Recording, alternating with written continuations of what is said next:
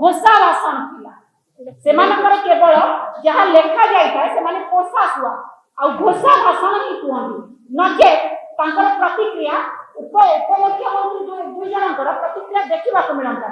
आमर सौभाग्य कि दुर्भाग्य मुझे द्वंद्व भितर ओडिशा प्रथम थर कर बहुत दिन पर बहुत दिन गैप जड़े उपमुख्यमंत्री पाइला कि महिला किंतु मु आज भावुची ओडिशा रे घटना पर घटना दुष्कर्म गण दुष्कर्म महिला मान सहित घटी चली किंतु आज तांका मुहरे कोठी ना कोठी फेविक्विक दिया सी कोठी ना कोठी रिमोट कंट्रोल जोडी दिल्ली रे अछि से द्वारा परिचालित द्वितीय कथा मु कहबो 100 दिन सरकार खाली पुरी रे तार सफलता बखाणुला मु कहबी कहि रखला पई चाहिबी ये सरकार फेल ने चलुथिबा सरकार कथा कुआ सरकार भरतपुर थाना रे जो घटनाटी घटी मोहन सरकार 100 दिन सबुठ बड़ विफलता एवं मोहन सरकार मुहरे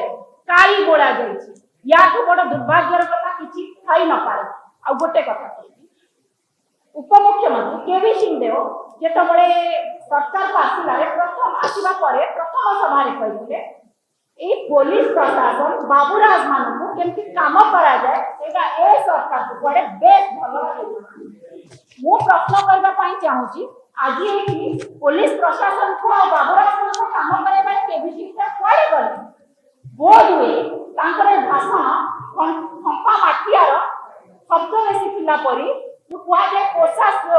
सुआर घोषा भाषण थिला सेमानकर केवल जहाँ लेखा जाइथा से माने पोषा सुआ आ घोषा भाषण ही कहंती नजे तांकर प्रतिक्रिया उपमुख्यमंत्री दुई जनकर प्रतिक्रिया देखा मिलता तेणु यह आम अत्यंत भाव निंदा करूँ आ कांग्रेस दल आगामी दिन में महिला मान राजरास्ता को बीजेपी ऑफिस रे पशा दुई मत हम ना धन्यवाद आपण माने सहयोग हमर प्रेस कॉन्फ्रेंस को सफलता देखिबारो आपण को कृतज्ञता ज्ञापन करछि धन्यवाद कोन प्रश्न अछि जदि आपण को हम वीडियो टी भलो लागिला तेबे हम चैनल को लाइक शेयर और सब्सक्राइब करबा को जमा भी भूलंतु नहीं।